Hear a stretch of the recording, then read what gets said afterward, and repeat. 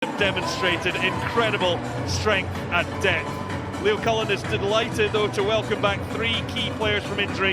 One of those is Dan Levy, who adds his experience to the back row. Fellow Irish international Sean Cronin has been in lethal form this season with 5 tries and 7 outings. Luke McGrath and Joe Tamani return to the back line, which has endured a reshuffle with Ross Byrne not being risked at 10. Therefore, Kieran Frawley moves in to fly half. Jimmy O'Brien is promoted from the bench and starts at 15. Well, 4 must-win games. That's the task that Edinburgh face, and it doesn't get much tougher than tonight. That's what they have to do, though, if they are to make the post-season playoffs and also European qualification for the Champions Cup next season. 3 defeats in 4 games has caused significant damage to their aspirations this season. They now look to re-establish that festive momentum that had them as one of the form teams in Europe. Well, it's been a long time coming, but John Barclay makes his Edinburgh debut this evening after 10 months out on the sidelines. He goes straight into a dynamic back row alongside Hamish Watson and Bill Mata. Watson, Toulis and WP Nell all started at Twickenham last weekend. Another player making a comeback is Matt Scott after suffering from concussion back in October. Well, there will be a minute's silence for victims of the atrocities in Christchurch last week.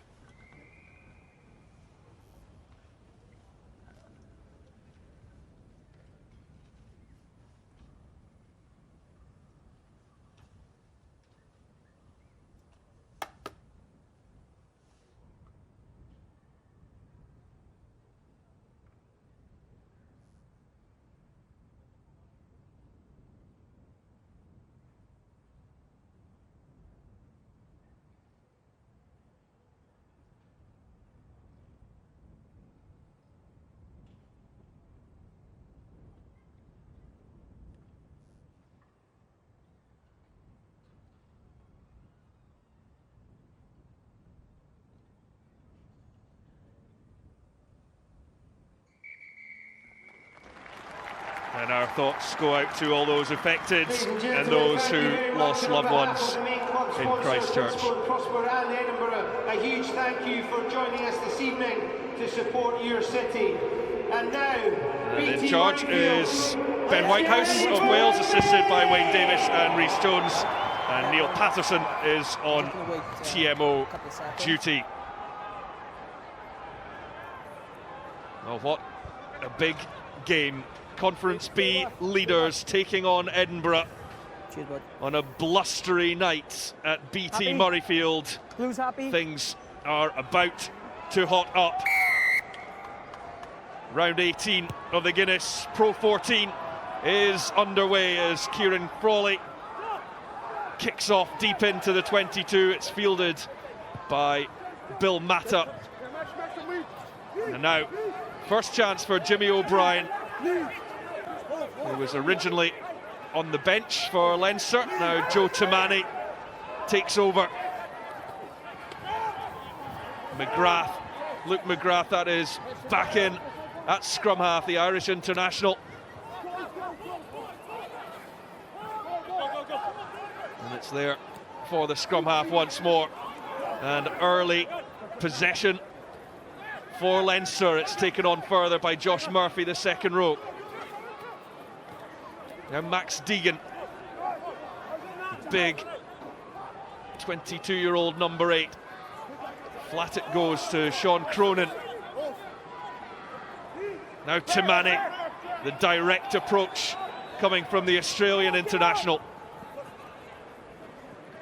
Now it's flung out by Frawley, and there's a bit of space wide as Levy helps it on to Fergus McFadden, who's a try scorer when the teams met in Dublin earlier on in the season.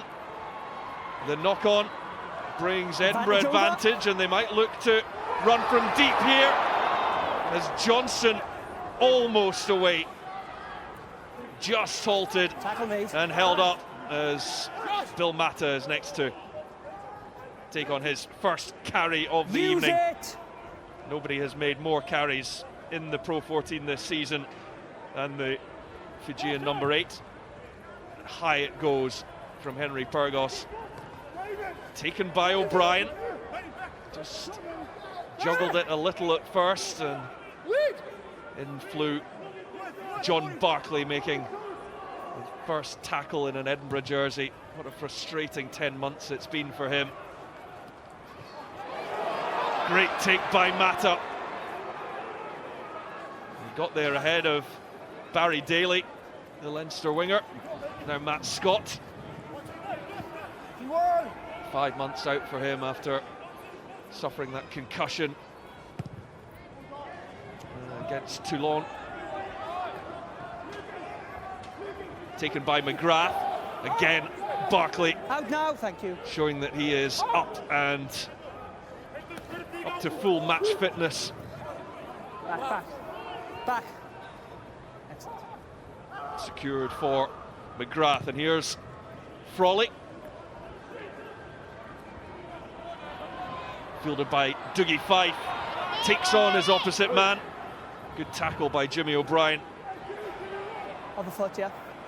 The counter-up coming from Leinster, and they've turned that over.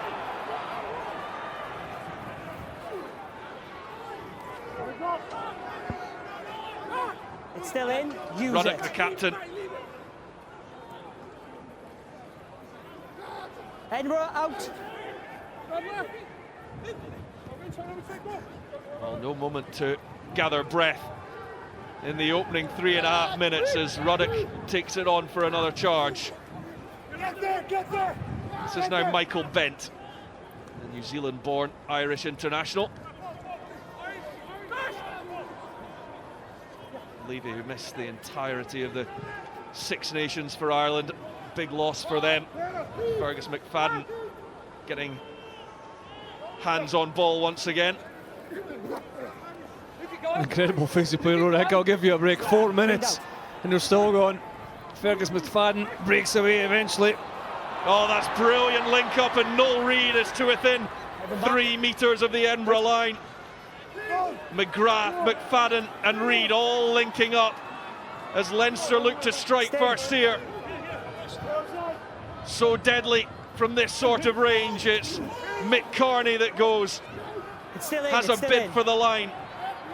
They're just short. Backwards. Clearly. Edinburgh back.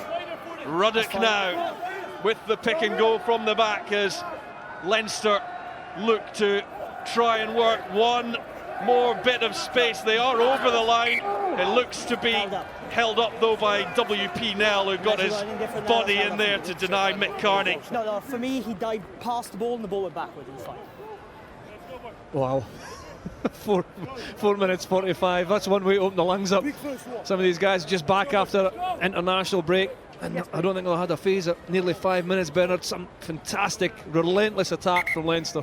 Yeah, brilliant team play by both teams. You saw Mata highly involved, but once Leinster get in close to the try line like that, they very rarely come away without points. And really great defence by Schumann and WP to hold up Mick Carney there, and first scrum of the game about to come. Yeah, it was a good tackle, wasn't it, by WP Nell. Carney, you could see as soon as Leinster got close to the line, they wanted to go really direct, one it round or pick and go. WP Nell managed to spin Carney, get underneath him to prevent the try, but say John Barclay got off the line 2 or 3 occasions there. He's been out for almost a year in a 5-minute stint. It's good to see him making a lot of tackles. Joe Tamani as well just was pretty influential there. Yeah, it's a while since I've seen an opening sequence as long as that. I mean, you train worst case scenario, it's usually around 3 minutes, but that's a good way of getting your second wind. Lads, we set this up for some success, yeah? Well, Leinster usually so deadly from this sort of range. 85 tries so far this season, averaging 5 a game. You see Edinburgh on their left-hand side, Leinster's right, have got 2 defenders. You can't be off the shoulders, okay? You engage from the start, okay? It's Ben Whitehouse just... Once you lifted them up, they engaged. Just having a word with Max Deegan. Both teams are at fault, though.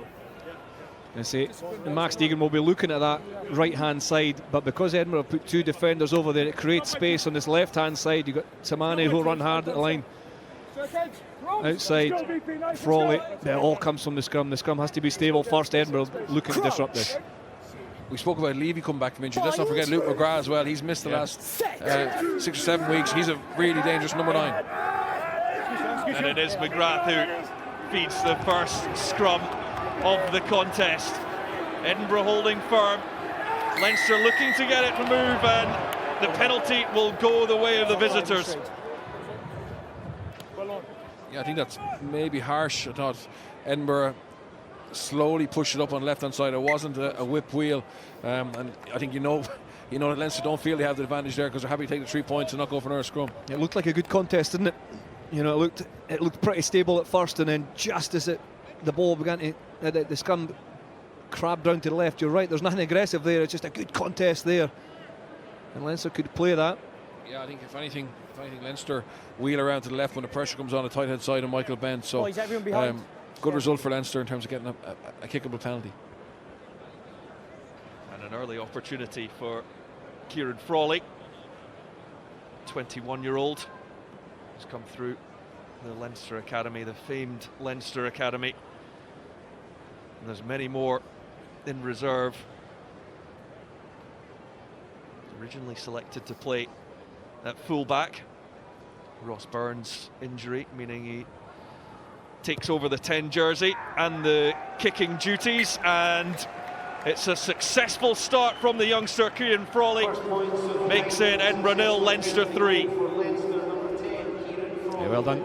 Good kick by Frawley there. That's a lot to take on your plate, moving, a positional change, but also a young, inexperienced player as well. But he's you know, for all that possession, the first 4 minutes, he distributed well and he's kicked his first goal really well. From the Skerries club. And that'll settle him nicely with an early kick to give Leinster the lead. Of course, no Johnny Sexton. The majority of the Irish internationals unavailable. It was interesting with Richard Cockerell stating about his own team selection. He wouldn't have wanted, ideally, to go quite so strong with a big European quarter-final coming up next week, but the position of the league means that they have to go for 4 wins out of 4.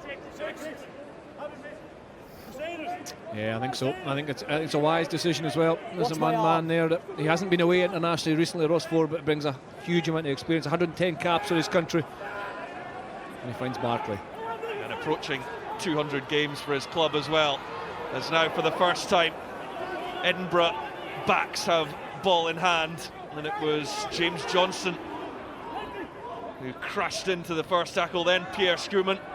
Matt Scott keeps it alive too for Fraser McKenzie. Now John Barclay with the carry. Charges into Mick Carney. Jaco van der Waal feeds it out to Big Ben Toulis, and a good contest between him and Joe Tamani. Locks flowing there. And still advantage. There will be advantage coming for an Edinburgh penalty. Ross Ford onto Pierre Schoeman, who's knocked backwards. Free play this for Edinburgh. Pyrgos looks to dink one through, and Edinburgh will now come back for that penalty. It's clear what the player was trying to do. He's trying to slow ball run. No, this man here. It's Joe Tamani, isn't it? I think. Sorry, lads. My centre made 2 good tackles in that. The first one off the line, it was a big hit by Tamani. It slowed the ball down. The second one was a more passive tackle on Ben Toulis, and as he was getting up and out the way, he bumped into Henry Pyrgos on the wrong side. Yeah, it was a good first phase strike from Edinburgh, just shifting the point of contact a channel further out maybe than we thought they would, with Watson breaking off the line out and getting a good pass. Big hit from Tamani, but after that I thought Edinburgh were getting over the gain line quite quickly, and also getting quick ball for Pyrgos. You see Toulis here. Yeah, that's it, the tackle fight, Tamani, and then he actually moves towards Henry Pyrgos, the Edinburgh number 9. He knows what he's doing, he's trying to slow the play. Should be going to the left hand side of that ruck to get out the way. Well picked up by Ben Whitehouse. Although he doesn't look very happy with the decision. He's pleading his innocence. He knew what he was doing. First chance for Jaco van der Waal. From just outside the 22, it's ricocheted off the post. Well, he's had a fine record with his goal kicking all season. That's just a 3rd miss in the Pro 14. fine margin, but you expected the flags to go up there. 9. So Edinburgh miss their first chance to respond to Leinster's opening 3 points. Well, it's a bluster even. We've seen it already with the kicking out of hand, but rattled the right hand upright this. And actually, That's a middle. Leinster react pretty well. The ball hits turf. A couple of Leinster players collide, and they're quite fortunate to get the ball to clear, but Van der Vaart has been, as you say, Rory, outstanding with the boot, and he'll put that one behind him and focus on the next challenge. I don't think he started the season as Edinburgh's first choice 10, but he's taken over that role from Simon Hickey, who's on the bench again this evening. And Van der Vaart plays it into Darcy Graham. Mata met by Cronin. Barkley. And again, Van der Vaart, the link man, to feed Johnson. Keep going. Good. On goes Barkley again. Yes, stay. Watson. Now Pyrgos to Van der Vaart. And Mata. And a chance for Johnson with a bit of space in front of him. I think I was on his shoulders. Toulis. Referee Ben Whitehouse just checking with his fellow officials that the tackle was legal. Watson. Seen a head injury. Bouncing off tackles, Hamish Watson. And we will have a break in play just with the player down and being treated for a head injury at the moment. Just clear that injury there as well, please, Yeah, have a look at I think it's a no tackle read. off the ball, or is it? That was a clear out here. They're maybe checking. Yeah. So just as Noel Reid makes a tackle, he just lifted. I don't think he landed. We'll have a look from this angle. He's sitting above the horizontal, wasn't it? The 13. It's Fraser McKenzie and Schumann that sitting lifted is above the horizontal, which isn't good. And if you're in that position, you have to place the player back down. You can't drop them. Yeah, there's a duty of care to look after the player. Ben White is going to have another look at it now. It all depends on, you know, where if it is no read, where he lands. If it's his shoulder or his back, or if it's his head or neck, it could be consequence for Edinburgh. Referee is checking for foul play. Certainly not being driven into the ground, but as I say, he's above horizontal, and it's your duty of care, whether it's Schumann or Fraser McKenzie. He has to be placed back down to the ground. He can't be thrown like that. I think Edinburgh could be in trouble here. Yeah, it looks dangerous. Yeah, you're never going to get away with that these days. It's who's culpable, isn't it? But the problem is, I think, you know, McKenzie doesn't know that Schumann's going to come in and finish it off like that, and vice versa. So, but it definitely, the optics aren't good. You have to place the player down. That's the best angle for you. Go back a second. We'll deal with this, and then I'll come and see. Yes, play it again, sorry. Well, big decision here for, well, Ben Whitehouse is the referee, Neil Patterson the TMO. Well, I think one of the problems is that Fraser McKenzie's coming straight, and Peter Schumann's coming in from the side here, so they're working against each other, and then no route to let go. And it's what hits the ground first. It's probably a shoulder then head Yeah, there. I think it's shoulder first. Just. I think it'll be a yellow card, at least. Yeah, but who do you yellow? But that's the thing. Who's culpable? I think you have to take Fraser McKenzie's for lifting the lifting leg. Yeah, but this is superseding it. Its level of severity. This is much more severe than a high tackle. No reads back on his feet, which is good to see. Yeah, it's the guy. So it's Fraser McKenzie that's being called Two over. seconds. What's happened is, you picked the man up, he has gone through the horizontal, he's landed on the side of the shoulder. It's going to be a yellow card. You haven't got any regard for the player's safety there, it's a yellow card.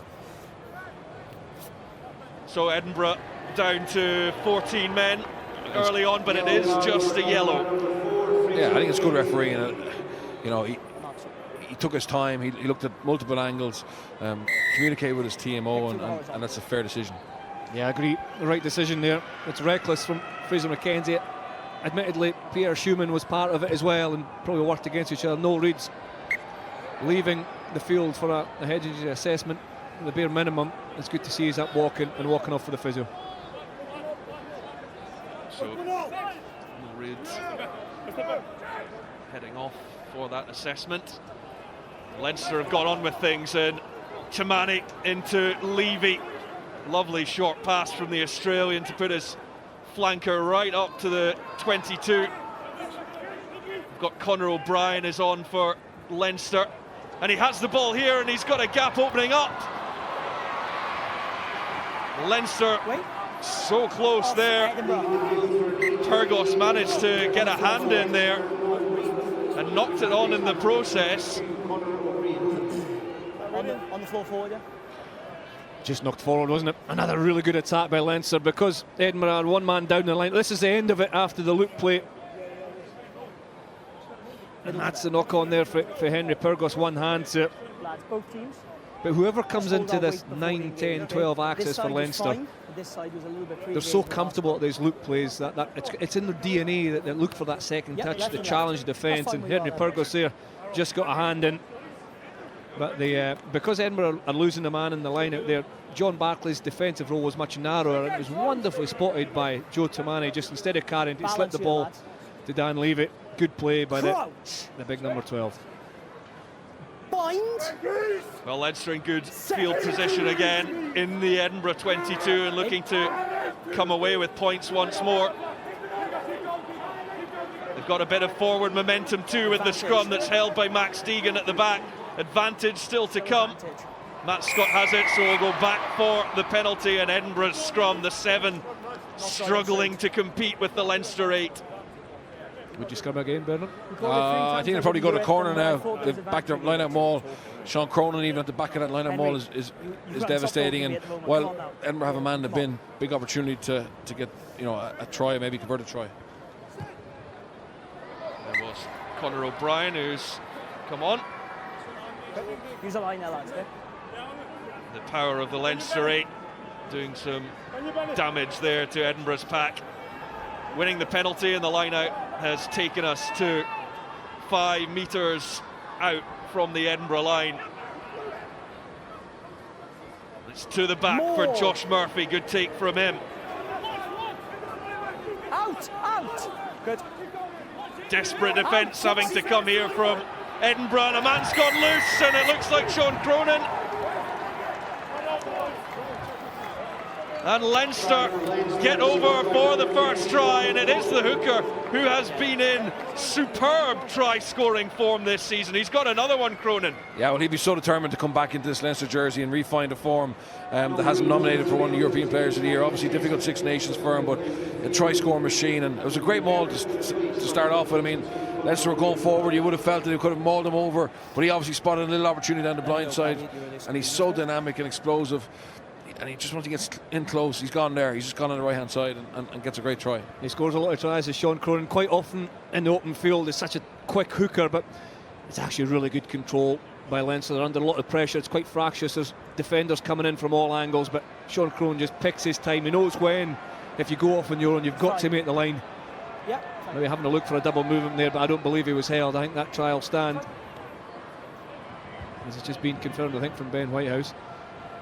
It just seems to be a little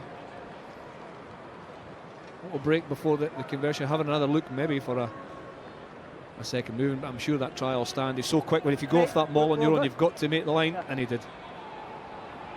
Yeah, confirmation. Sean Cronin's 6th try of the Pro 14 season. I think Richard Cock will be disappointed with the start his pack have made. 2 scrum penalties.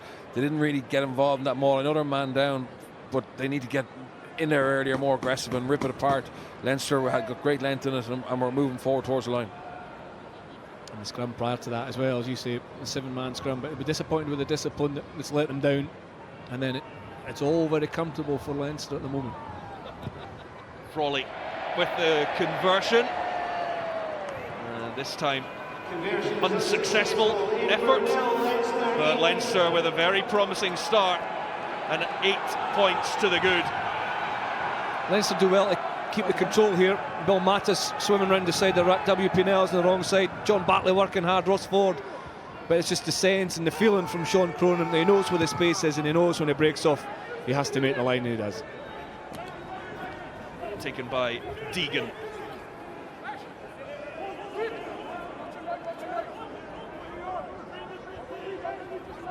McGrath will take his time before sending the kick up beyond halfway, not finding touch, and that allows Bill Matta, who's just recently signed an extension to his deal to keep him at BT Murrayfield until 2021. He's one of the most sought after players in European rugby, so a real coup for Edinburgh to keep their man. Van der Vaalt. Edinburgh just going backwards at the moment. It's there for Matta once more.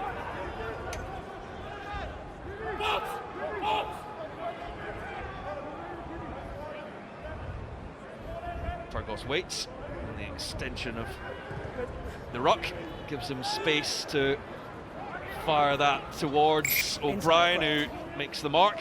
Yeah, I think it's the right decision to kick, because Leinster have got 13 in the front line. They're very aggressive, and you know, Edinburgh are trying to go really deep to get around them, and they're not getting anywhere. But if you're going to box kick that, you can't have it land in 22 inside the 22. It's just too easy for Leinster there. They got to make it contestable. Yeah, Leinster defence. It's the first really sustained bit of defence they've had to produce, but it was good. Flying up and outside, forcing Edinburgh in tight. It looks like Noel Reid's not going to come back on. He's sitting on the bench there, and that brings Conor O'Brien in, who's been incredibly good for Leinster this year. Really powerful. Tamani's a bigger guy, but wait till you see this guy carry the ball. That's fine.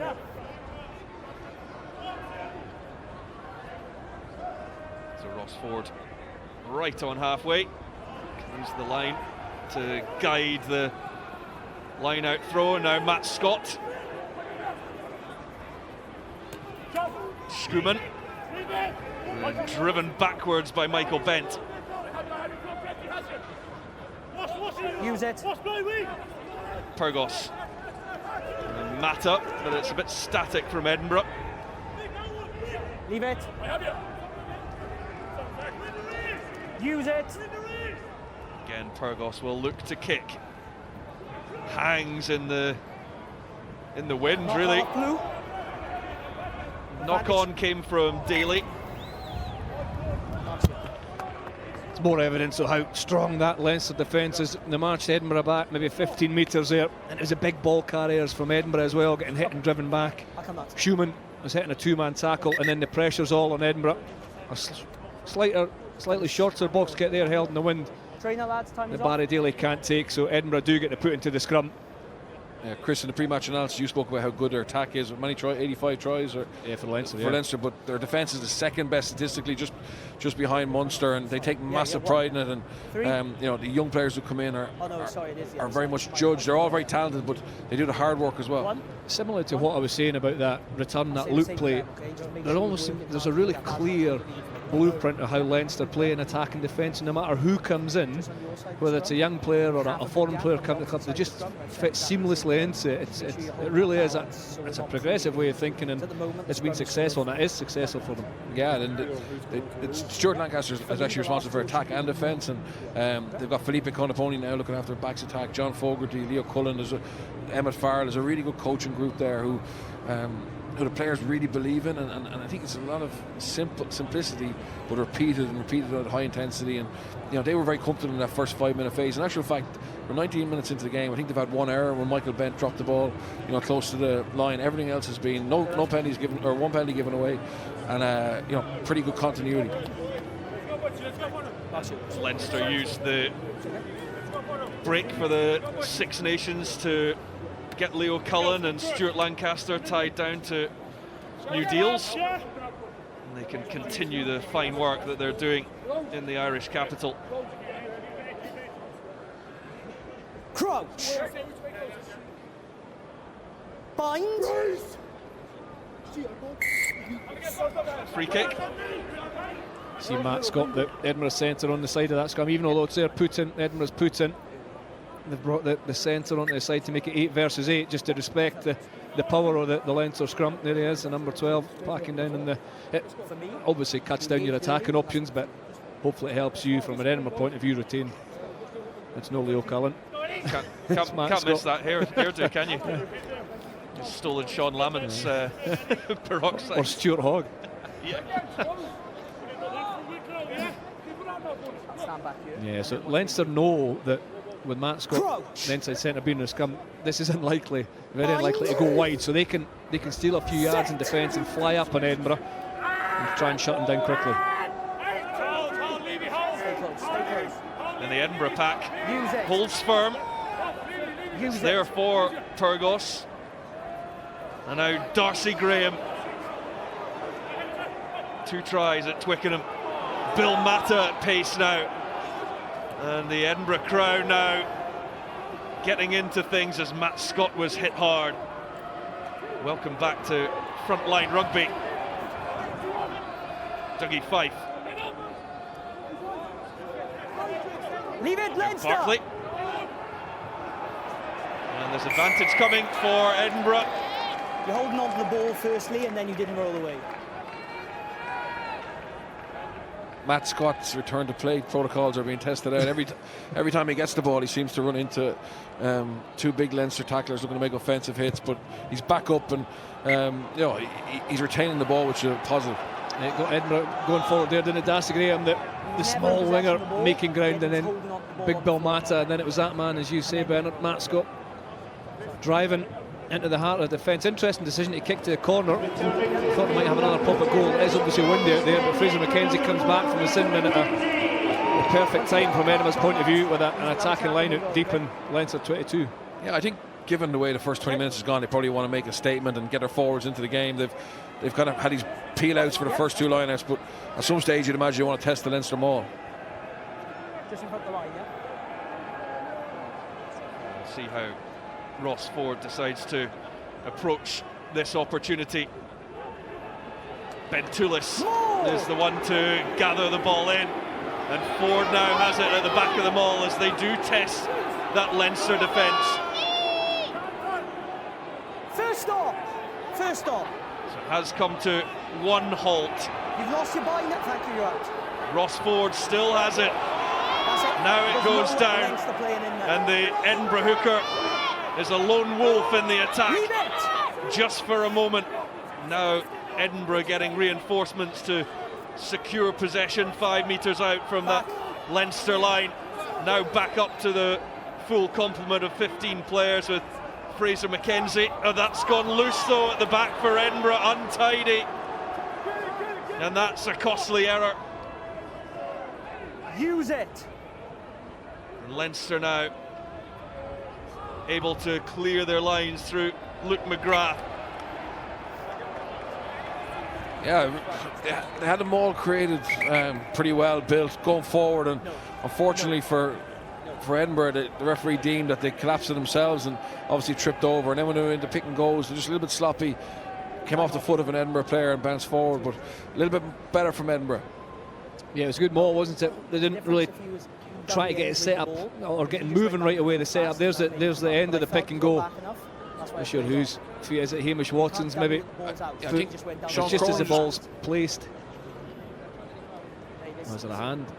No, it's a difficult. It's a foot, I think. It's 2 metres from the opposition line. It's a frustrating one for the Edinburgh side and the Edinburgh coaches to see. But the maul, his head in his hands, is not happy with that, Richard Cockrell. But the maul was actually quite well set up. I think Ben Whitehouse was right that the kind of Edinburgh stumbled themselves. The maul wasn't pulled down, but then the reaction of the Leinster defence to get up, get on the line and stop their pick and go was pretty good again. Yeah, Leinster give you nothing cheaply. They'll make you work for your scores, and they're very good at actually regrouping after the opposition get a little bit of forward momentum, as we saw there from that maul. Well, the chance is still there for Edinburgh.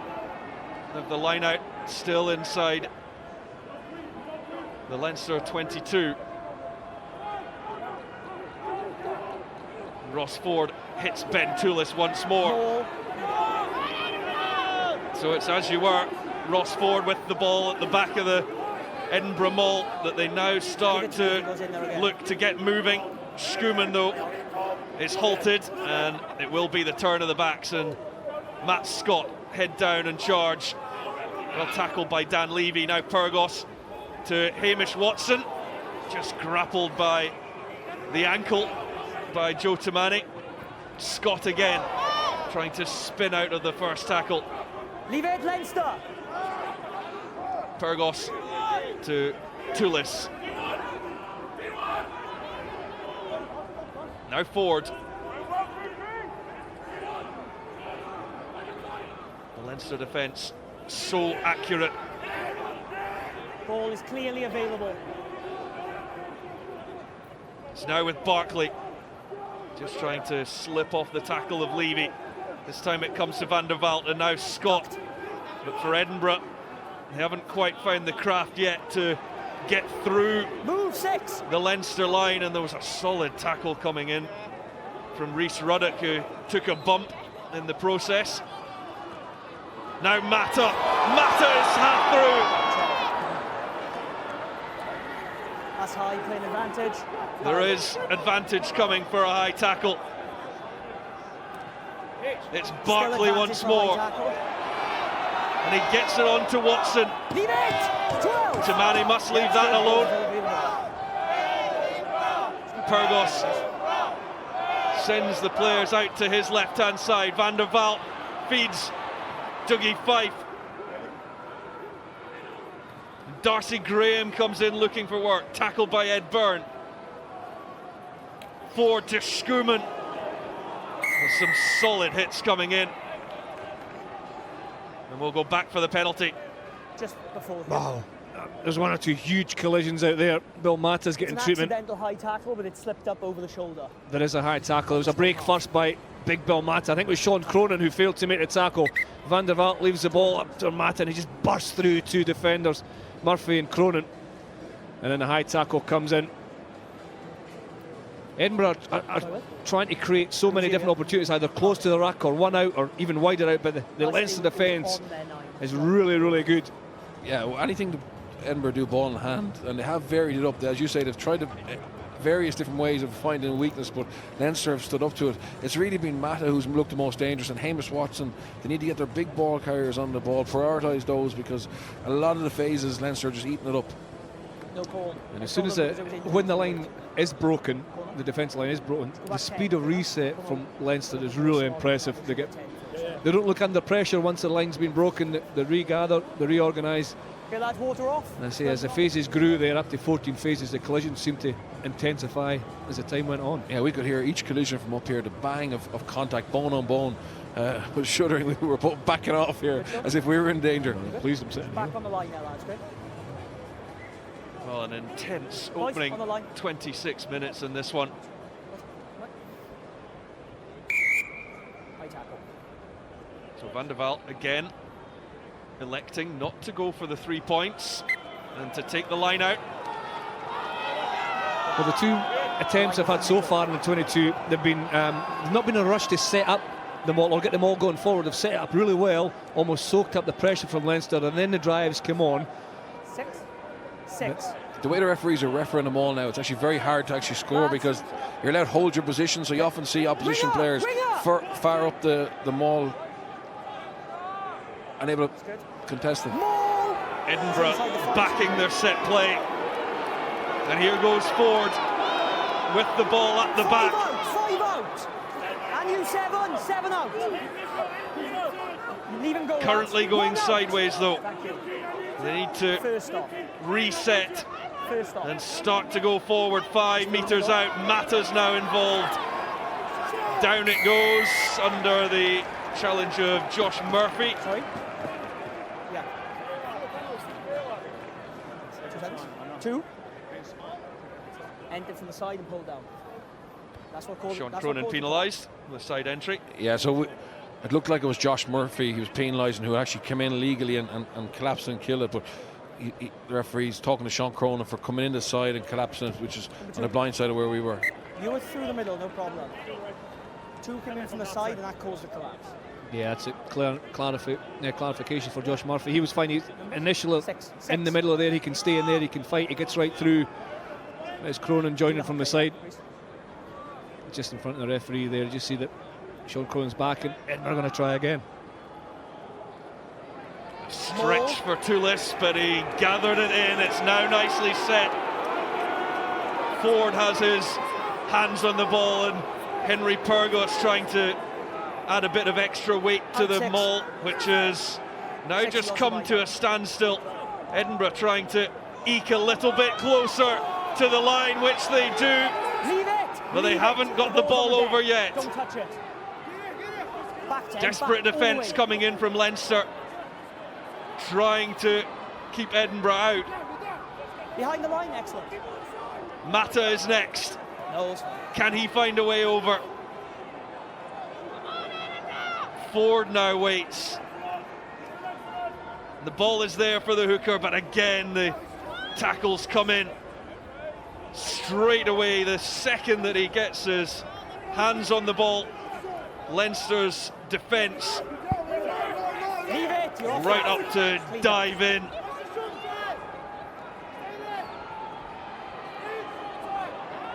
The backs not getting a chance just yet. And forwards hogging the ball, edging ever closer to the posts. It's now Schoeman. Mata, his second charge in this phase of attack.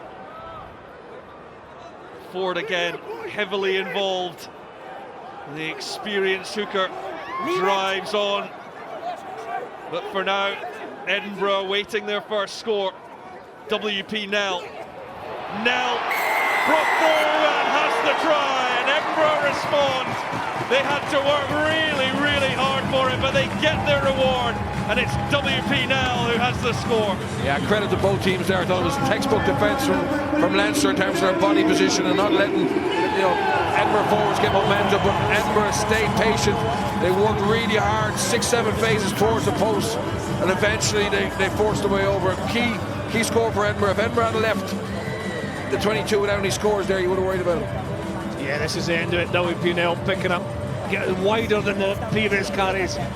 Fraser McKenzie's driving over the line as well. This must have been almost 9-10 carries, really close to the ruck. If you watch WP Nell, his first movement is actually sideways. It buys him a bit of time and space, and he gets the ball down just to the left of the posts. In all the phases up till there, Leinster, the first man took the legs, the second man came over the top. Unfortunately for Leinster there, Michael Bent missed. He let go of the legs, which made it very hard for Byrne to hold someone of Nell's power. So Jaco van der Walt to make it the full 7-pointer, and we've got a 1-point game now. It's energy sapping stuff in attack and defence there. Ross Ford was prominent, a number of carries. Hamish Watson as well. It was that man WP Nell who scored the try.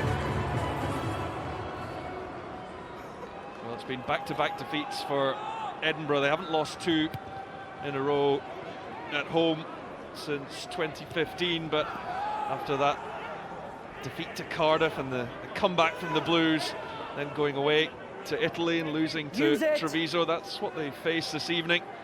And Leinster have come at them hard in this first half, but the Edinburgh response has got them right back in this game. And here goes fullback Jimmy O'Brien. Long time since Leinster had the ball in hand, but Joe Timani making up for lost time. McGrath, the scrum half, cleaned out now, has to go digging for it again, and Frawley sends it wide. It just got into the hands of Levy. Now it's there for O'Brien. Great straighten from him. He's away from 2-3 defenders. Now Purgos comes in with a tackle.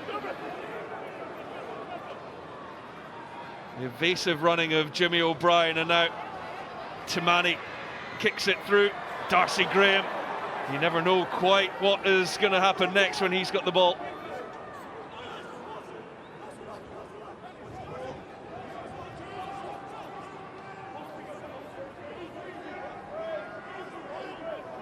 So Mata, as Edinburgh go through their exit strategy.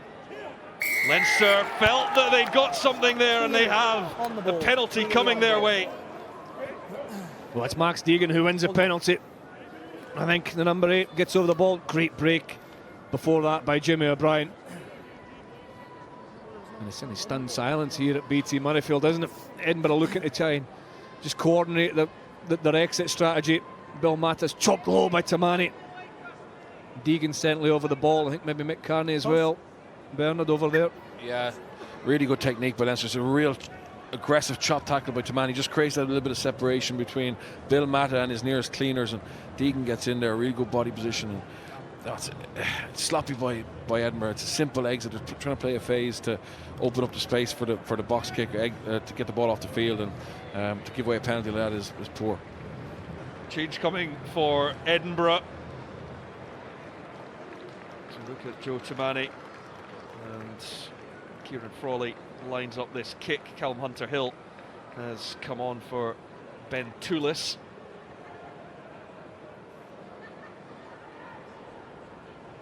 Yeah, Ben Toulis got a little bit of treatment just after WP Nell's try. He was injured in the build-up, but he's limping off as well. It's a big blow. Really good defender, good line out forward. He's had a good Six Nations as well, Ben Toulis. So Frawley eyeing up a further 3 points, no problem at all. Slotted through the middle. And Leinster starting to look to build that lead again. It's a sign of a championship side, isn't it? A championship winning side. They've conceded, you know, Edinburgh had to work really hard for that try, and within 2 or 3 minutes, they've got Leinster have got themselves in a position to chip away another 3 points. Good play by the Dubliners. Well over 600 points for the season for Leinster, and that was quite a take from Darcy Graham straight from kick-off. And it gets Edinburgh on the front foot through Schoeman and now Mackenzie, who had that 10-minute rest in the sin bin. Release! Johnson. Now Pyrgos to Barclay and Van der Vaalt. Schoeman tackled by Carney. Van der Vaalt to Matta. Well tackled by Daly.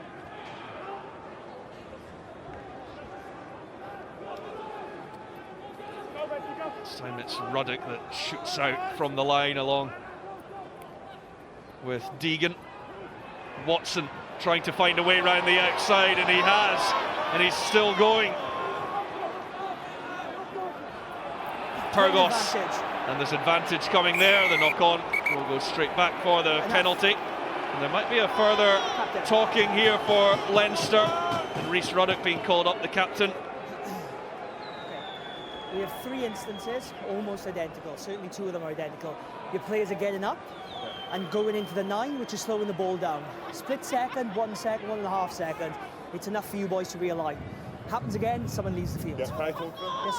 Henry. Yeah, I think that's well picked up by Whitehouse. It's the same type penalty that Tamani got caught with. Sean Cronin got caught that time, but every ruck, the Leinster ball tackler is hanging around for a split second too long and just testing Ben Whitehouse' patience.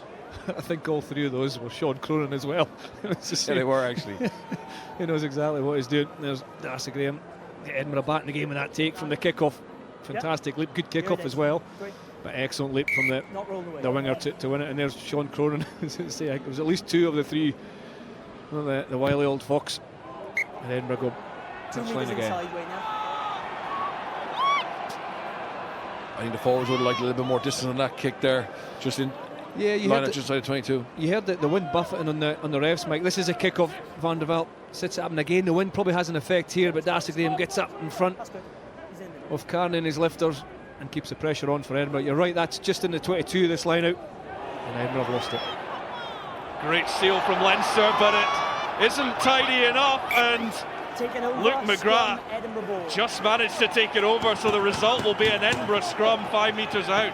That's a huge boost for Edinburgh. They messed up the lineup, but now they got a great set piece attacking opportunity, and it'll be interesting to see if they can start to get a little bit of dominance in the scrum now.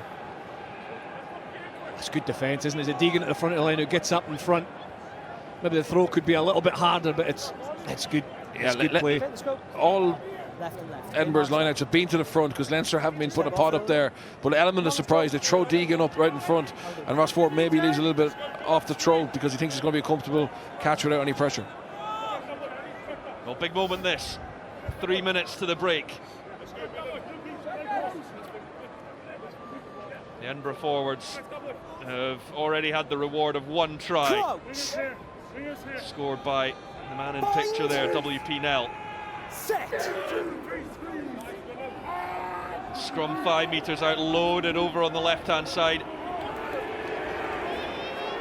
Leinster trying to repel it, but in doing so they have given away a penalty, and Mata is dragged backwards by a combination of McGrath and Ruddock.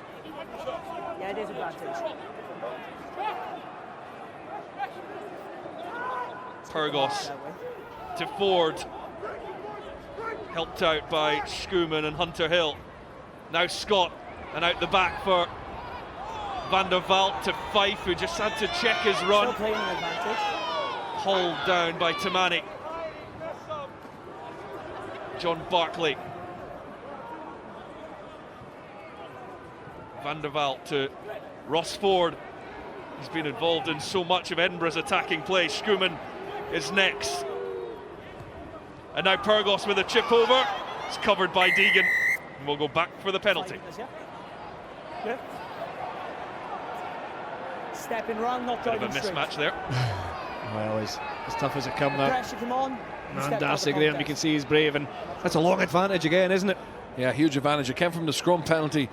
It just looked like Edinburgh about to get forward momentum. WP Nell got himself in a really good position, but as they went forward, Ed Byrne tried to come back at him too quickly and collapsed. Right call here, but Edinburgh need to make this pay now. This key moments just before half time. Be massive for them to get a score. You just see it here. WP Nell, they build it. He's just starting to get a little bit of momentum. And just there, Ed Byrne just loses his left shoulder and collapses right in front of the referee. So Edinburgh fancying another go at the scrum.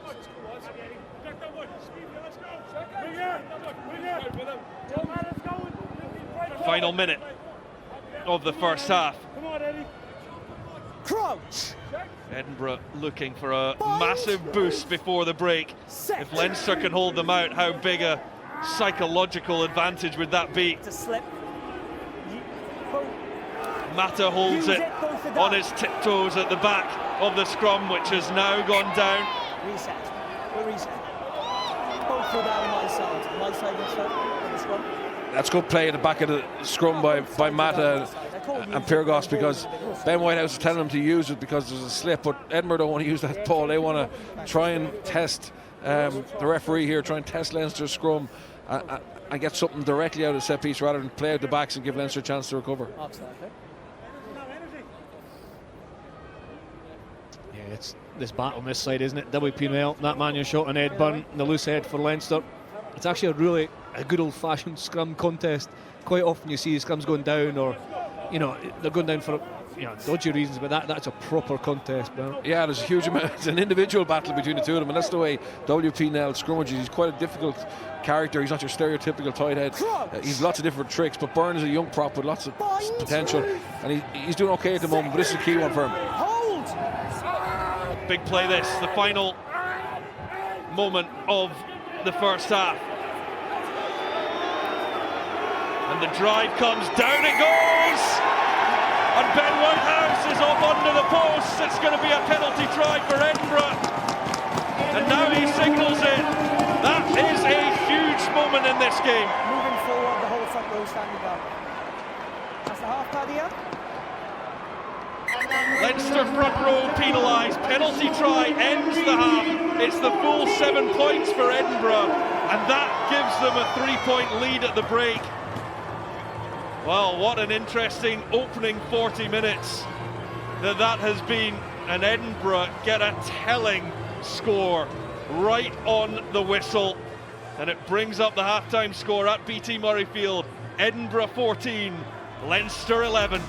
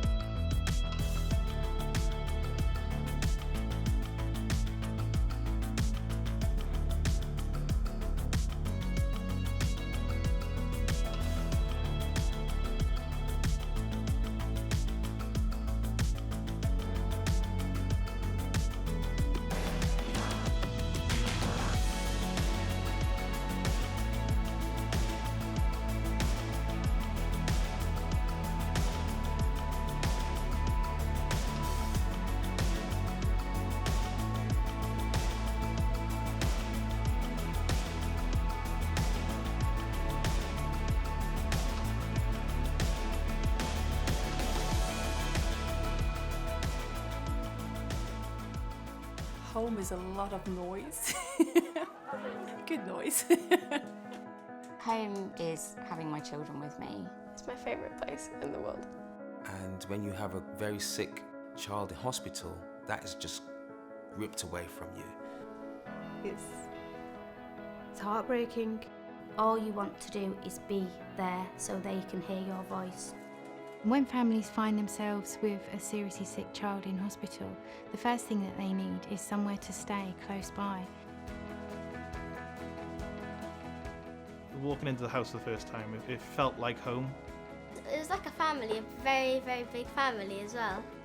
When I was in hospital, having my mum and dad by my side made my journey 1000% easier. To anyone that supported the house, I just want to say thank you. Without you, we wouldn't have been able to stay with our child while she was in hospital. I can't really put into words how much it means. Massive thanks from all of us. Thank you. You made a huge difference.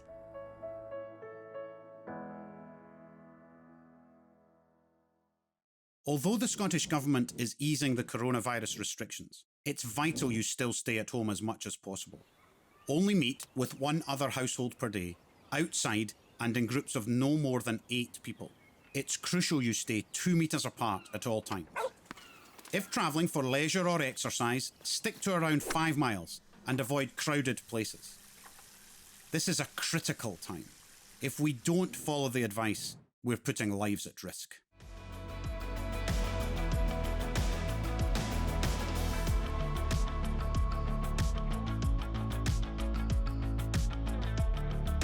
When you're in hospital with your child and they're ill, you're hearing the machines beeping. During the night when you're sleeping next to your child, nurses will come in to check blood pressures, to check machines. There's always noises in the background and there's no home comforts there, and it's really hard. I mean, I had stayed there no longer than sort of a 3-week period, night after night after night. There's some families that are in there for months, and the parent will sleep on a fold-up bed next to their child. And to get a break away from that, to get a break away from those noises and that environment, and to come to somewhere so peaceful and so tranquil is just amazing.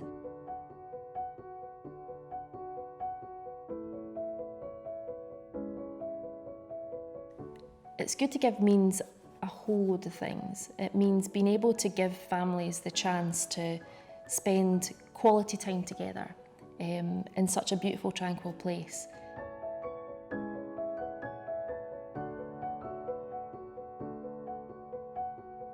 It's inclusive, so it's not just the young cancer patient that is supported, it's the whole family around, and I think it's amazing what the charity does, and I'm really proud to be part of that. Shona is a volunteer for the Good to Give charity and gives so much to families in need. She plays her part, and now it's up to you.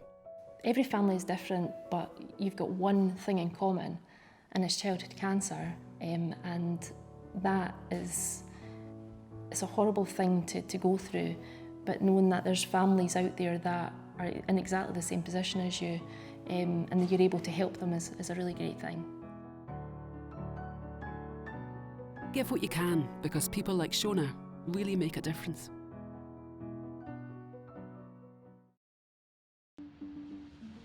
Change. Our world is changing. It's changing at a pace like never before. What powers us, connects us, and even challenges us today won't be our tomorrow. So, as the world keeps changing, we will too. Engineering new solutions, building a better future, and making what once seemed impossible, possible. You know that I love you, baby. You know that I love you, baby. You know that I love you, baby. Oh, oh, oh, oh. You know that I love you, baby. You know that I love you, baby. You know it's time. Oh, baby, baby, baby. Oh, oh, oh, baby, baby.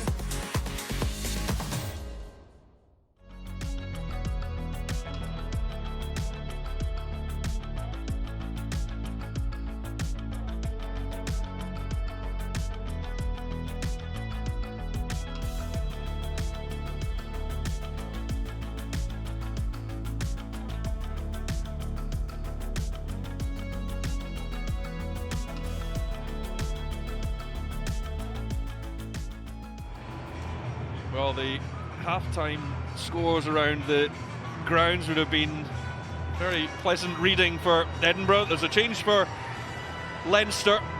Brian Byrne is coming on for the Leinster try scorer, Sean Cronin. So he's not appearing for the second half. A change at hooker then for Leinster. But with Leinster already having secured their position in the playoffs, Edinburgh have ground to make up, and Cardiff and Connacht at the moment doing them a favour by leading against the Scarlets and Benetton. So Edinburgh looking to sort out their own destiny, and that late try at the end of the first half to back up WP Nell's first has put them in front for the first time in this contest. Now they look to see it out. With Leinster, a formidable force, only 2 defeats in the Pro 14 all season. Lost to the Scarlets in round 2, Munster in round 12. And we're back underway, and a take from number 8 Max Deegan, former World Rugby Junior Player of the Year, the only Irishman to have taken that accolade.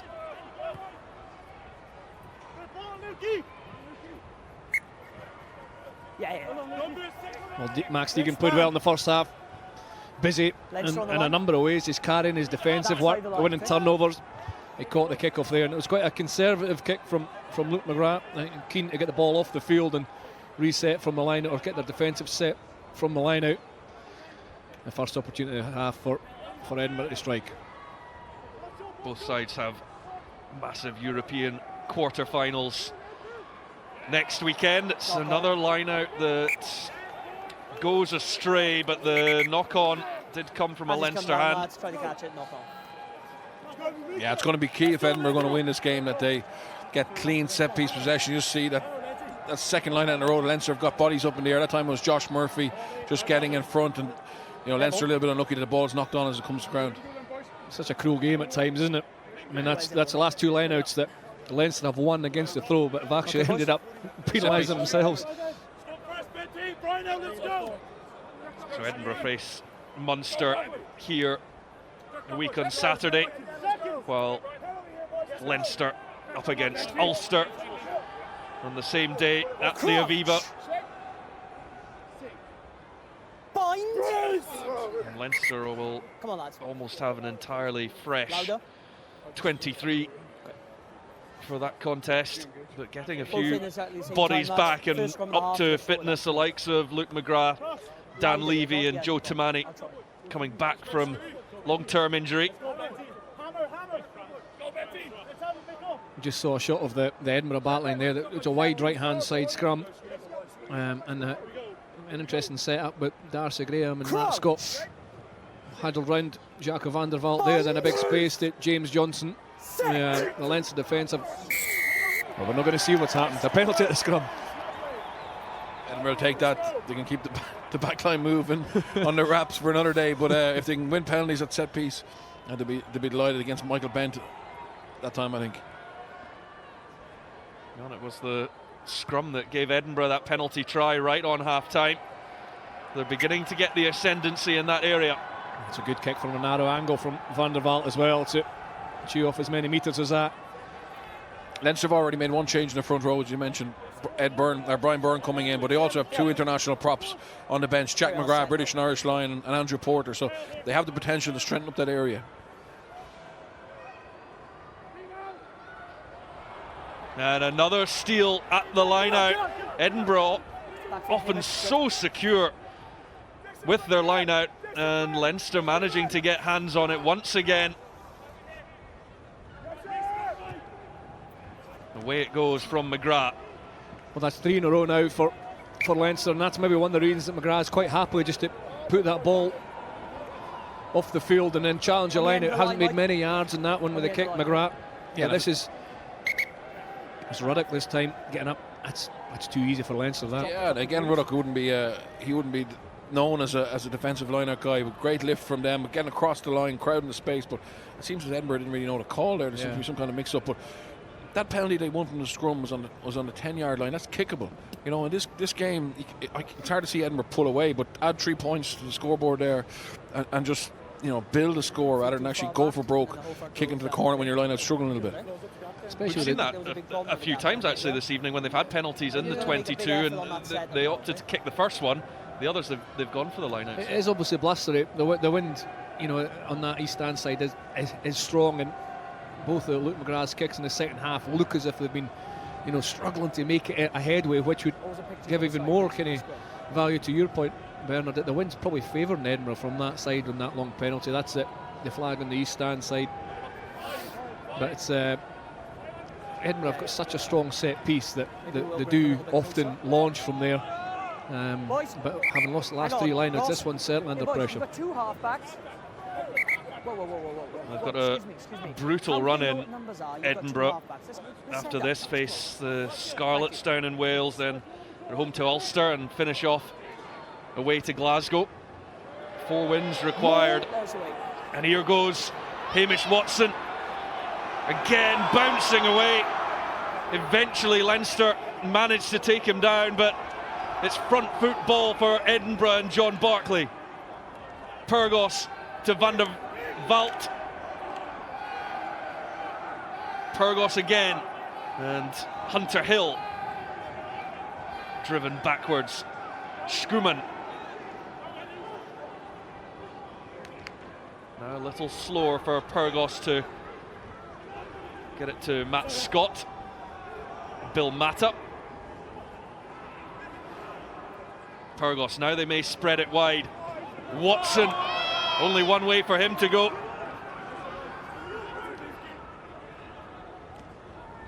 Pyrgos to Schoeman. Clear release, leave it! 7, leave it! An Edinburgh penalty. Dan Levy got the instruction from the referee to leave it. Well, I think that's harsh penalty.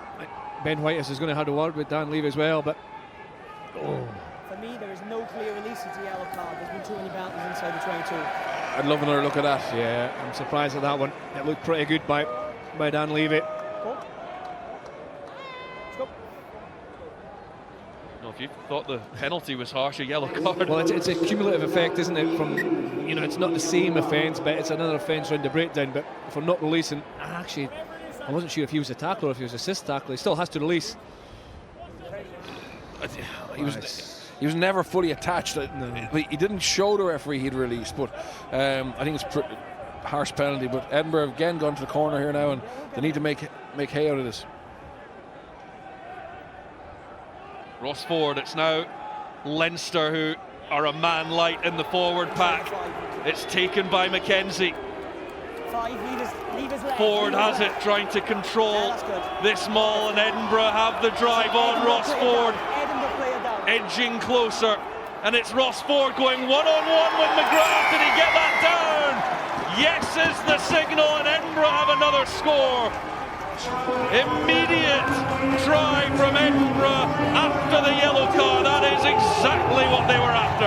Yeah, the decision was vindicated. It's a night for Hooker scoring off the back of the maul. Big difference in terms of the speed of the Hookers. It was like in slow motion there from Ford, but he eventually, his power and strength got him down, and once he made that decision to go blind, he was flirting with a touchline a little bit, so it was absolutely crucial he scored, and in fairness to him, he used all his experience and did. Yeah, it was just Luke McGrath against him, wasn't it? It was Luke McGrath did all he could to try and get underneath the ball, but Ross Ford's so strong. He gets the ball down, I think. We're having another look at this. It's being checked as well. Or has Luke McGrath actually turned him on his back? It's whether the ball, I assume the ball's touched the ground there. Yes, it has. We'll just double check it. Yeah, okay, fine, 10. It's a try, nervous moment for Ross Ford. Second try of the season for Ross Ford. Got one against the Kings.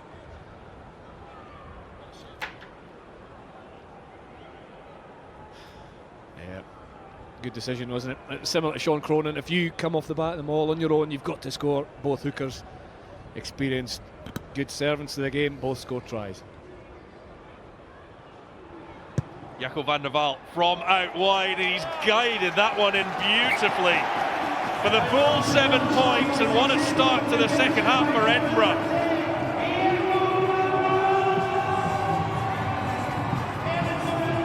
It's been impressive how Edinburgh built their way back into the game. Obviously a ropey start that first 10-minute period, but now they're starting to get into their shape and starting to get some bit of forward dominance. And they've built a 10-point lead now, Edinburgh. And Leinster have still got a while to go to defend with 14 men. Edinburgh look to build on this. And they're looking to eat into the lead that other teams have on them in Conference B. Leinster are way clear, 22 points ahead of Benetton, who currently sits second. Edinburgh 3 points behind the Scarlets in fourth. 7 behind Ulster, 8 behind Benetton. But it can all tighten up this weekend in round 18. No, it's fine. In Nice, the Pro committed, 14 as Frawley tries to steer that towards the corner, but it will go over, and Turgos will happily dot it down for a 22 dropout. Wasn't a bad idea from Frawley to try and find that corner. It was hit late in the tackle, but the tackler was already committed. I think he just realised that without Dan Levy in the pitch, you're down to 40 men. You don't want to play too much rugby. He tried to find the space in the bottom corner, but the bounce was just unfortunate for him. Van der Walt finds Daly. Edinburgh, leave it go. You played Edinburgh in a way. Thank you. Frawley and finds Josh Murphy. It's with the fly half again. Nicely done. It's now O'Brien, but there was crossing there from Tamani. Yeah, obviously a late change in terms of the 10, 12, 13 partnership, and obviously O'Brien coming in there, and just Tamani just overruns this. Just gets slightly in front and takes out the Edinburgh defender, and it's correct penalty. What's wrong? Yeah, looks Physio? Medic? What's wrong? There's an injury to Jacques van der Walt as well. It's a head injury assessment, we're not sure. Simon Hickey will come on to replace him, the experienced number 10. Yep. So off goes Van der Walt, and Simon Hickey is on. And his first job will be to put this as deep into Leinster territory as he possibly can. He's an experienced player, Simon Hickey, signed from Bordeaux last year. Played a lot of top 14 rugby. 12, Came in as the number 1 choice, really, and Jacques van der Walt responded really well to that. At the start of the season, they've got 2 players pushing each other on. It's a good situation to have. And Christine is coming on as well in the centre, and Matt Scott on his return. He's been out for 5 months with that concussion injury, and he'll have enjoyed his 50 minutes that he's got back in an Edinburgh shirt. Inside the 5. Frustrating season for Matt Scott, but Dean is back in to reform that centre partnership with James Johnson. It's a congested area of the Edinburgh squad, plenty of quality with Mark Bennett now getting back to fitness, and Juan Pablo Cecino as well. 5! Advantage. And there's advantage coming. That's a strong drive from the line out for Edinburgh, and they win the penalty too. Mick Carney penalised. Yeah, we spoke about the set piece. It's had a little wobble just either side of half time with the throw-in, but ever since then, as Rhys Ruddock's questioned the decision of Ben Whitehouse, but you can see 12 penalties conceded already for Leinster. Edinburgh concede fewest in the tournament all year as well. They're very clinical, very good disciplined side, Edinburgh, and this is them just asserting control. After, as you said, Bernard, Leinster's good start, Edinburgh have trusted their set piece, 1 or 2 wobbles, but when they get that drive going, it's very hard to stop. The scrum's solid. It's won them a penalty try, and a bit tries from Maul as well. Yeah, it's actually a really patient Maul. It doesn't get going at all at the start. They're happier to build pressure, and then try and force the discipline from the opposition. WP Nell, an Edinburgh try scorer, has gone off, and Simon Bergen is on. Played his part in Scotland's drawdown at Twickenham last weekend. There's advantage for Edinburgh. Chris Dean, the substitute, his first carry. Now Pyrgos. And they look to spread it out wide. Simon Hickey darting back in field. Pyrgos now to Barkley on his debut. Pyrgos again. Ross Ford, he's already got one. He's eyeing up a double. He's just short. Leinster, leave it! Leinster, leave it alone. Thank you. Pyrgos has a fight on to secure the ball. Back. They keep it tight. Remember, Leinster still defending with 14 men. Short! They're still short. Pyrgos has it. Throws it out to Barkley. Good tackle coming in from Timani. Again, there's more advantage. Jack McGrath on for Leinster. Back. Good. Mata. Ed Byrne is the one who's gone off on the Leinster front row. Nope. Schumann. I'm not going to let you get caught out by it. Been plenty of tries going round for the front row. Schumann trying to get in on the act. Edinburgh advantage. Back. Pyrgos has it. Hickey. Well, it's not worked out.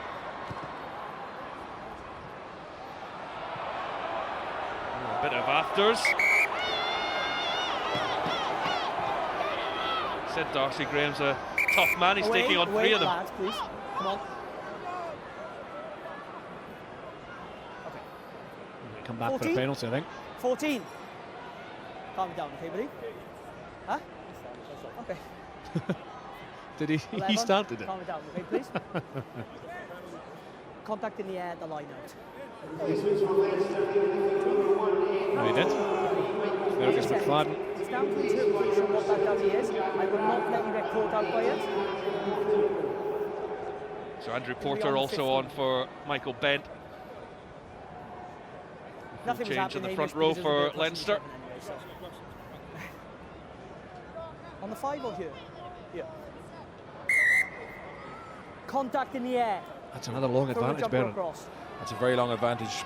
He called out that the jumper was thrown across the air into the Edinburgh catcher, and that affected the build of the drive. But rather than try to line them all out, they're going to have a go at scrum. Fresh legs in the front row for Leinster as well. It's a big for Andrew Porter and Jack McGrath. They'll look to come and make a difference. Edinburgh look to capitalise further on the success they've had in the scrum so far.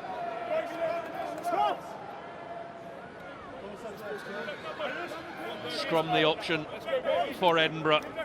Well, they add it. They're going to a 7-man scrum. Leinster. Levy still in the sin bin, obviously. So. Remember, they already had a penalty try, and Leinster with the early hit that time.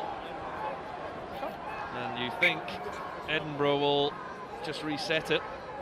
It's the second early engagement in the game. That's why it's gone up to a penalty. Ben Whitehouse clear with his explanation. Would have been a free kick, but for it being a second offence on the early hit.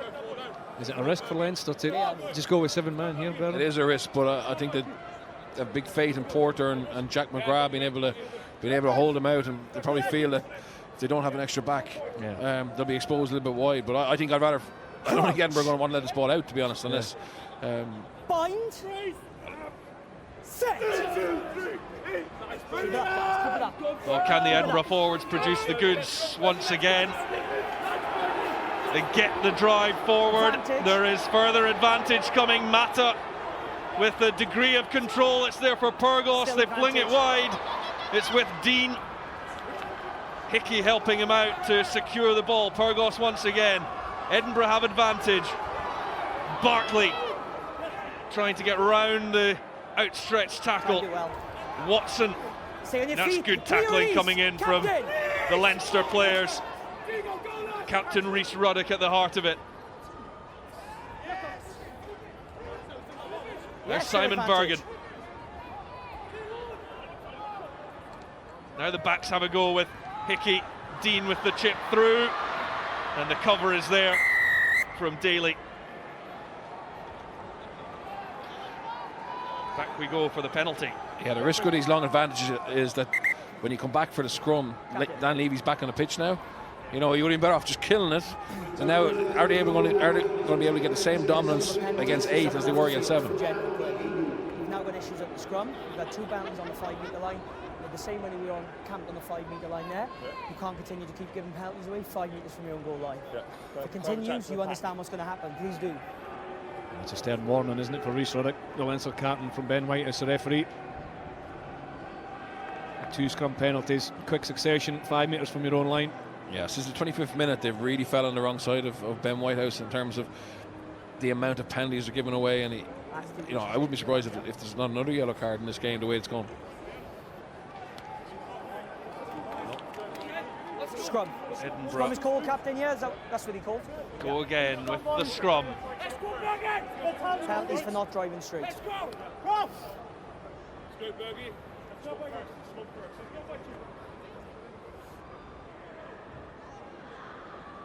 Magnus Bradbury will be coming on for Edinburgh, but just not yet. Crouch. They're hunting a bonus point. Bind. Set. Turgos feeds. And they can't get that drive that they managed to get the 7. Maybe now it starts to come. There will be a reset. It's good game management in the right area of the field from an Edinburgh point of view, this as well. Obviously, the 10-point lead. Picture, please, Wayne.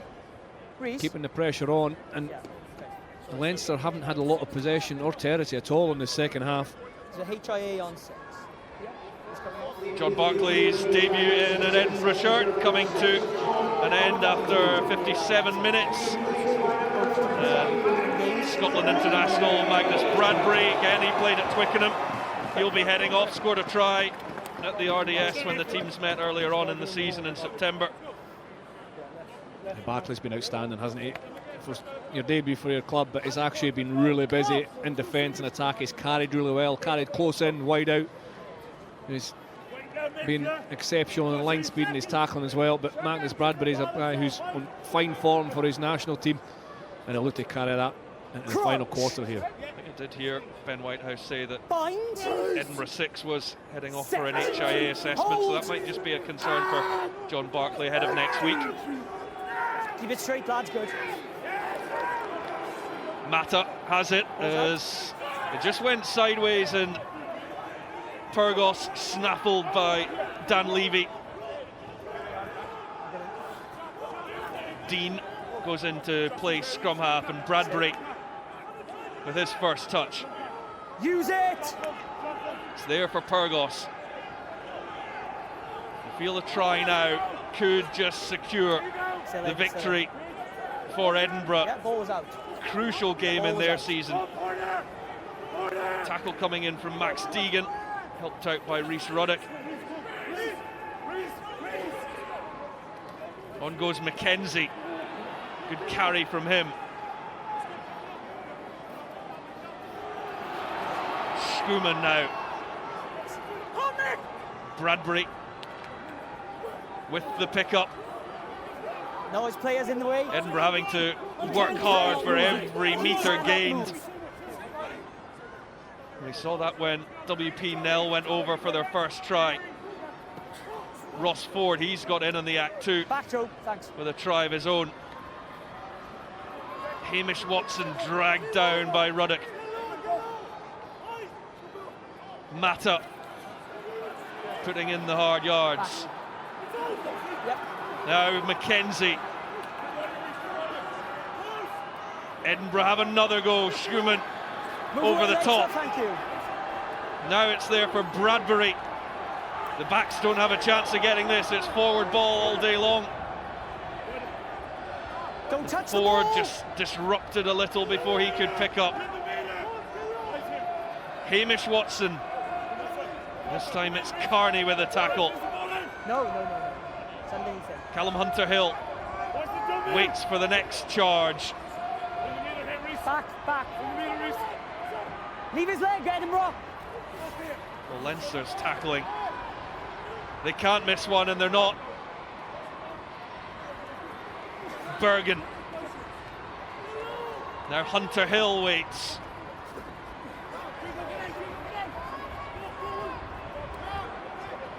Tackling relentless, so too each charge coming from the Edinburgh forwards. Bergen. Jack, thank you.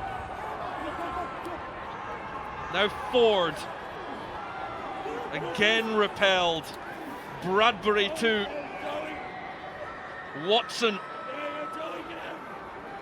They're edging ever closer to the left-hand side of the pitch as Edinburgh go on to phase number 24. Playing advantage, no arms.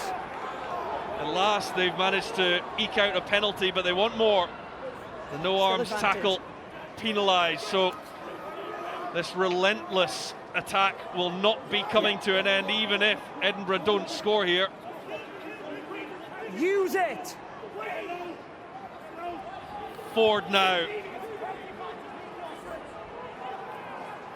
And Mackenzie, as they look for one mistake in that Leinster backline. They haven't found one yet. They haven't found a soft shoulder. Turgos now waits.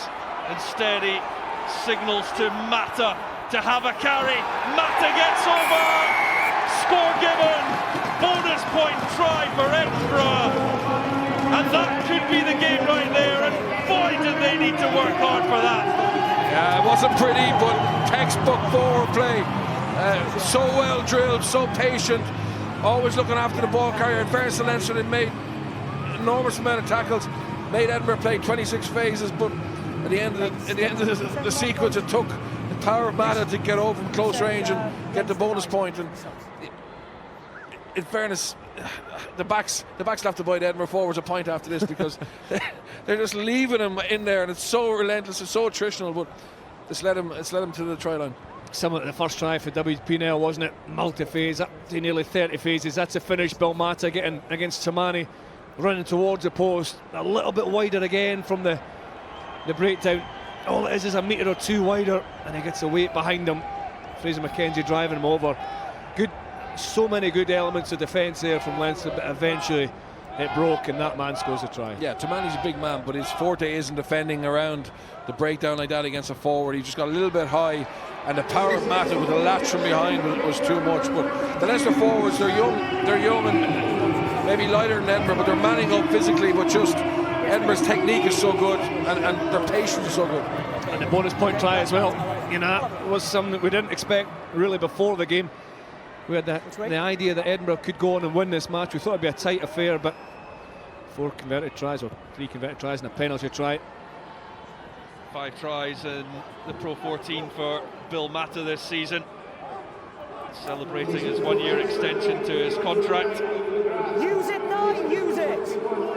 Nick McCarthy's on at scrum half for Leinster to play out the final 17 minutes for them. Magnus, stop. Thank They'll you. be We're onside now. desperate to take something from the final quarter of this game. They started so well, the opening 20 minutes. Leinster were dominant, and since then Edinburgh have turned the game on its head. High. Yeah, I've got it. Yeah, I've got it, lads. Come back, please. There's advantage coming for Leinster for the high hit. Yeah. That's Conor O'Brien, and we'll go back for the Back penalty. 20, high tackle. Yep. I think Leinster are rally Just now. I slipped think up. There's a reaction. their attacking game has asked questions, has shown the potential to break down Edinburgh. And now they're so far behind, they will try and play from deep, and I think they definitely will ask questions of Edinburgh. Yeah, that's a high tackle there from Magnus Bradbury. He knew as soon as he did it, put his hand up, admitted what he'd done wrong, just a loose arm creeping up. But Bernard, Leinster have never had possession in the second half. They've never had territory, never had possession, so we've not seen how they've attacked. But even that there, they're prepared to attack quickly. Yeah, and if Edinburgh lose their discipline and Leinster start to win a few penalties, Leinster will have set piece in the right area of the game, and we'll see like Cawley bringing O'Brien into the game. All the way, Billy, yeah. Good.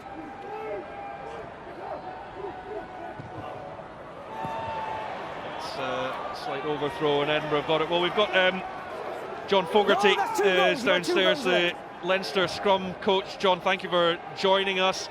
Is there a way back into this contest for Leinster? We just need to make sure we can hold on to the ball. You saw there, it's disappointing. We've been defending for quite a bit of the game. that's really sapped the energy. So right now we need to, you guys have been talking about it, getting back into the game, making through our attack, holding on to the ball, taking them through possessions. Will be a big start for us getting into the game. But certainly there's some time on the clock. Any concerns at scrum time? You seem to have fallen foul to a few of the decisions. Yeah, we started quite well. We were quite happy. Again, late on in that first half, we were defending quite a bit. They squeezed us a little bit and shook us. Disappointing. So yeah, it's been a really tough battle. We were expecting one. We've brought on some experienced guys now, so hopefully we'll have a reaction. Well, John, thank you very much for your time. All the best for the rest of the game. Thank you. 6. So a few further changes there coming on. And a steal as Cammy Fenton is on hooker for Ross Ford, one of the Edinburgh try scorers. That's a good rip coming in from Frawley, I think. And that allowed Oisin Dowling to get his first touch of the ball. Dougie Fife then claiming the high ball.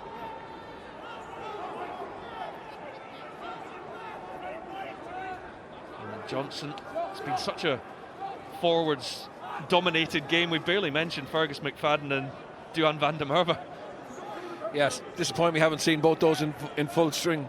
They're both very dangerous. McFadden come back from injury, but he's a real box of tricks, and obviously Van der Merwe is just an incredible finisher. And he's chasing after that. I felt guilty, I had to give him a mention.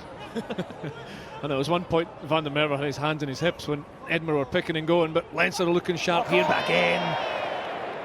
The pass is hard, Tamani hitting a good hard line, but that's I suppose symptomatic of the second half, really, or since the last 50 minutes, really. But the way they set up their attack is giving them space, a little inside loop there, and you know that goes out the back behind Tamani. Leinster have got an acre of space on the outside, so Edinburgh are in control of this game. There's 15 or 14 minutes left, but you know they need to make sure they keep their concentration defensively and their communication, because Leinster are dangerous. Yeah, it's just exactly what John Foggett was saying, just keeping possession. They haven't had many ways into the second half, and certainly the last two they had, they overthrow the line out, and then that little bit of multi-phase there couldn't hold it. There must be a lot of fatigue in this Leinster team, having defended so much as well. Yeah. I mean, Edinburgh really made them tackle, work hard defensively. Crouch. Well, John Barclay appears to have passed his head injury assessment. He's looking to get back into the thick of the action. Missed 10 months of it. It was injured at his old club Glasgow while playing for Scarlets in last year's semi-final, as Bill Matta, who got Edinburgh's fourth try, takes the carry, and then the pass from Pyrgos looped over the top, finds Darcy Graham. Edinburgh finding their flow now. Bergen Dean to Skuman. Knock on. And he just rather threw that at Cammy Fenton. Yep. Yeah. That'll be frustrating for the coaches there to see John Barclay returning to the field. That must have been a head injury assessment, obviously passed by John Barclay. So he's got to come on for Bill Matta. The try scorer Bill Matta. There's a change at scrum half as well, Rory. Yep, Charlie Shield on. Nine's coming off. And the youngster to replace Henry Pyrgos. You see Matta's last action here, just dummy left from the 9, and then he goes right, and he's so electric, he's so hard to stop, isn't it? What do you do as a defender there? You know, he can burst a tackle, he can break the biggest tackles, he can run over you, but he's got that ability to run at space either side of you as well. Yeah, and if you go low, he's going to offload. Yeah. So if you go high, he's going to fend. It's very difficult. Well done to Nick McCarthy for taking him down. He's back for his first action since November, the scrum half. He's been out for a long time. Crouch. Barclay desperate just to get as many minutes under his belt as he possibly can. And it now shows the strength that Edinburgh have in that back row, when you think that guys like Jamie Ritchie and Magnus Bradbury are probably the ones coming off the bench, and then Luke Crosby, Ali Miller, not even in the squad. It's a position where you need depth, isn't it? It's so attritional on the back row, but Edinburgh are certainly blessed with that depth. And it's horses for courses at times as well, depending on what type of game you're going to play, especially with the balance of the back row. You can have, John Bartlett can play all three positions back there. As can Jamie Ritchie, Mantis Bradbury as well. So it's good from an Edinburgh point of view. Luke Hamilton as well. He'd been having a good season. That's cleared away by Kieran Frawley. It's an interesting decision, really. It's pragmatic, really, when you're so far behind. Just to give Edinburgh another opportunity to attack. I see Alan Dale, more quality experience coming off the bench. Yeah, and there's a couple of youngsters on the Leinster bench. Gavin Mullen, the son of Brendan Mullen, who hopefully get some game time today. Oisin Dowling, Jack Dunn. Young players with huge futures. And it's a big ask for them to come on and turn the game. Edinburgh have such a vice grip like grip on it at the moment. What's the secret to this Leinster Academy? Because they just keep producing excellent youngsters time after time. Listen, there was a very strong school system, and that's obviously producing a lot of players, but now they've put a huge focus on the youth system as well. And I think a big thing is the competition they have to try and get into Leinster Academy. So at 16, 17, they're already incredibly competitive with each other and mentally tough. And a few getting some important game time here this evening. It looks like Leinster will fall to just their third defeat of the Guinness Pro 14 season. Scarlets and Munster, the other two who have taken that scalp. Just losing his footing there, Conor O'Brien. Now McCarthy, the substitute scrum half, feeding Porter. Nicely out to Mani, but his pass just a little bit behind Jimmy O'Brien. McCartney now. Out Edinburgh! He's away from it, I can see. The final 10 minutes of the contest.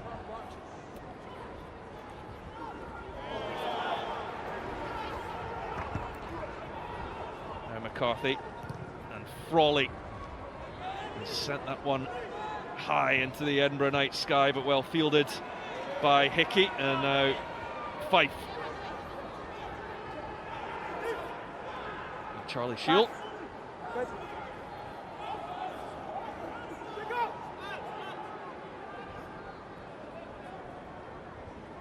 It's there for the scrum half again.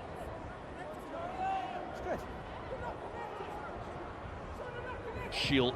20! Edinburgh 20! With the box kick, Bradbury told to retreat, which Edinburgh 20 he didn't. Offside. Came from an offside position, 20. So we'll go back for the penalty. It's sometimes quite difficult when you think you're a number 6. You've played for the last 3 weeks as a 6 or an 8, and you're thinking, who's 20? That's only be using Monday when Richard Cockrell's having a go at him with the red laser. Porter's carry. Frawley. Now Timani.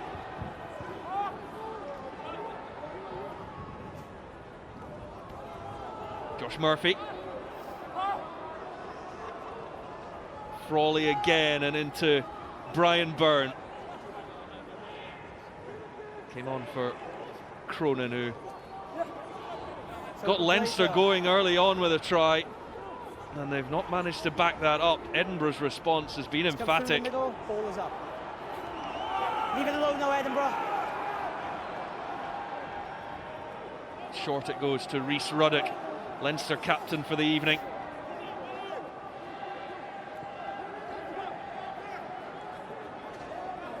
They have made a lot of changes, Leinster, from what would be their first choice starting 15. Timani. He's missed everyone. Now McCarthy into Frawley, going for a run himself. He managed to get past Hamish Watson, and there's a further penalty coming Leinster's way. McCarthy to Ruddock. Still advantage, offside. And now the penalty is awarded. Beginning to mount up just with this recent turn in the game. Tackle area, entered from an offside position. Yeah, just a little bit quicker tempo from Leinster. Quick tap, obviously, from the penalty, and then challenging the space in and around the first channel between 9 and 10. And Edinburgh just always scrambling to get back there, giving the penalty away. Frawley having a good kick there, but had a nice wee break there as well, just targeting the space close to the ruck. Yeah, the stats back up the scoreboard in terms of territory possession. Edinburgh 70% territory, 72% possession, being pretty dominant in those areas, and they've managed to convert that possession and territory into scores.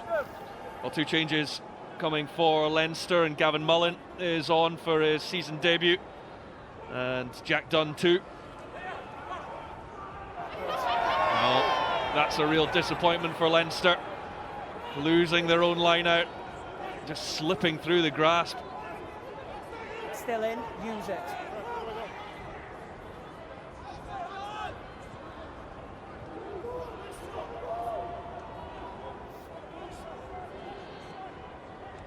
Yeah, it's out, ball is out, Ball's there for Charlie Shield, not reacting quickly enough, and Leinster have it back. It's there for Carney.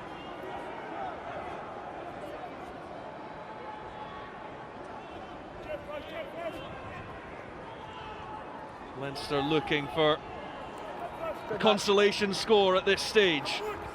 17 points down with 5 minutes to play at BT Murrayfield. Excellent work, thank you.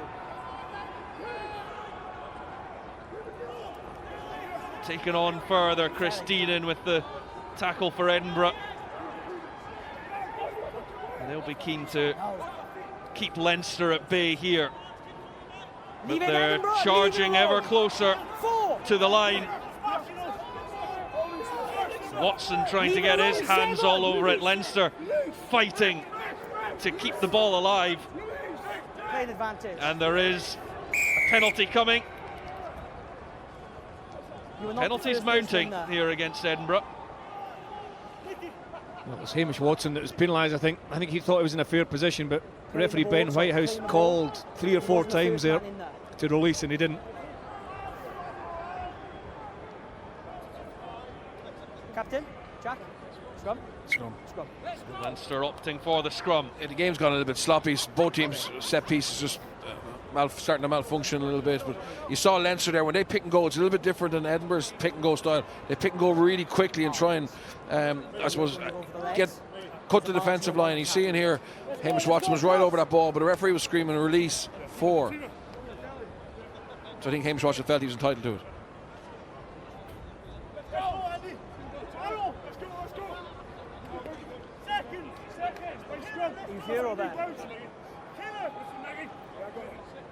Crouch. Leinster with a scrum, 5 metres out, directly under the posts. Perfect attacking platform, options left and right. They decide to go right. It's with O'Brien. Now McCarthy and Murphy, but Edinburgh defending that well. Now Carney. 3 minutes to play. McCarthy again with the pass out to Dowling. Then take it on at pace. Conor O'Brien. McCarthy.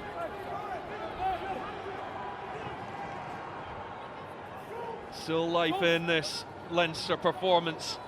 Byrne. McCarthy. And now O'Brien. McCarthy once more hits his man at pace.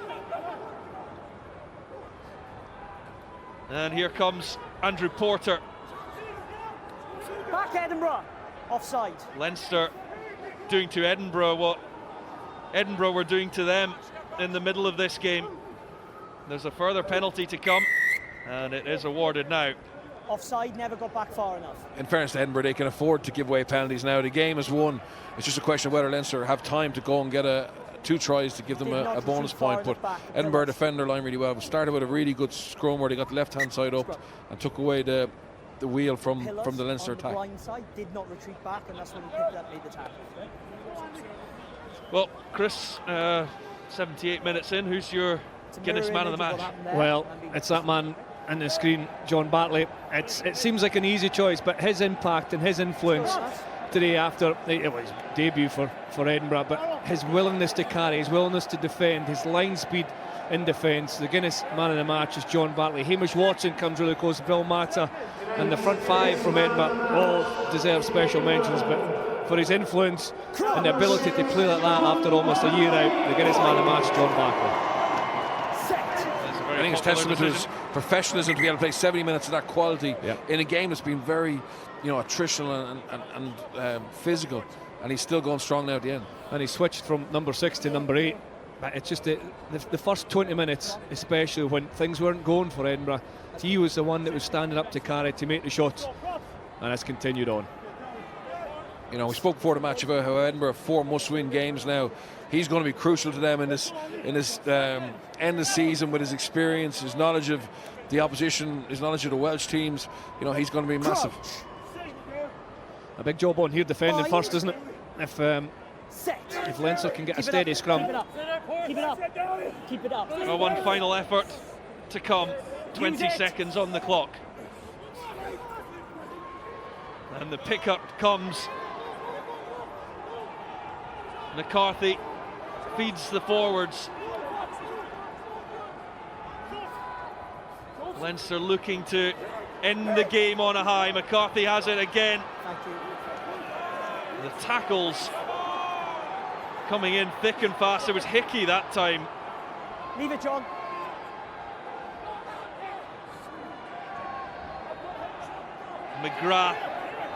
Jack McGrath has a bid for the line. The ball looks held up there, and Cammy Fenton trying to get under it. Well, there's a question here whether they got it down.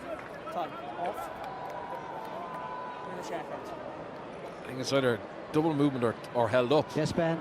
Hello, buddy. I have no view of the ball because it went left and then it went round the other way to the right-hand side, to the opposite side of where I was. Try yes or no, please. Okay, so check in, try yes or no. Yes, please.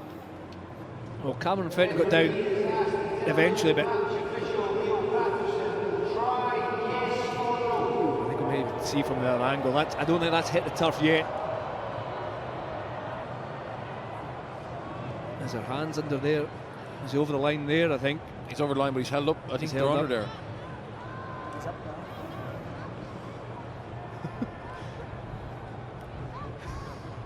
Well, it's not conclusive from that angle. Is it Jack McGrath that's carrying? This one. This one here. It looked as if the ball on the near side, just at the feet of Cameron Fenton there. It's held up there. Does it touch the line before Cameron Fenton, number 16, gets down? I'm not sure. There's hands underneath it. The Leinster players aren't celebrating. Yeah, it's in the overall scheme of things, it's irrelevant. We're over 80 minutes. There's no clear evidence of a grinding. So the ball is held up. It would be a scrum 5, but that's the game. Well, there's the answer. It's clearly held up, so it's no try, and that's the end of the game. And that is full time. The first of 4 must-win games for Edinburgh. It's one ticked off against the runaway conference leaders. Leinster have been beaten for just the 3rd time in the Guinness Pro 14 this season. Scarlets did it in match day 2, then Munster in round 12, and now Edinburgh have inflicted a 3rd defeat on Leinster this season in round 18. They had to win, and they have. Full time at BT Murrayfield, Edinburgh 28, Leinster 11.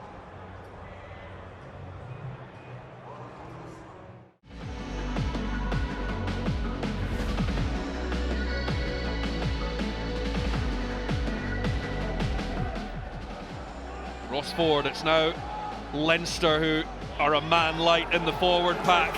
It's taken by Mackenzie. Ford has it, trying to control this maul, and Edinburgh have the drive on Ross Ford. edging closer. And it's Ross Ford going one-on-one with McGrath. Did he get that down? Yes is the signal, and Edinburgh have another score.